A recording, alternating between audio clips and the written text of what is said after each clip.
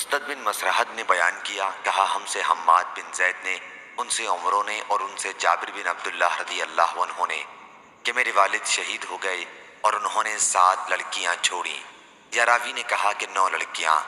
چنانچہ میں نے ایک پہلے کی شادی شدہ عورت سے نکاح کیا۔ رسول اللہ صلی اللہ علیہ وسلم نے مجھ سے دریافت فرمایا، جابر تم نے شادی کی ہے؟ میں نے کہا جی ہاں۔ فرمایا کنواری سے یا بیاہی سے؟ میں نے عرض کیا کہ بیاہی سے۔ فرمایا تم نے کسی کنواری لڑکی سے شادی کیوں نہ کی؟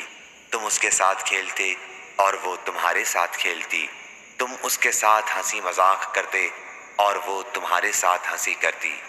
جابر رضی اللہ عنہ نے بیان کیا کہ اس پر میں نے حضرت صلی اللہ علیہ وسلم سے عرض کیا کہ عبداللہ میرے والد شہید ہو گئے اور انہوں نے کئی لڑکیاں چھوڑی ہیں، اس لیے میں نے یہ پسند نہیں کیا کہ ان کے پاس انہی جیسی لڑکی بیاہ لاؤں، اس لیے میں نے ایک ایسی عورت سے شادی کی ہے جو ان کی دیکھ بھال کر سکے اور ان کی اصلاح کا خیال رکھے۔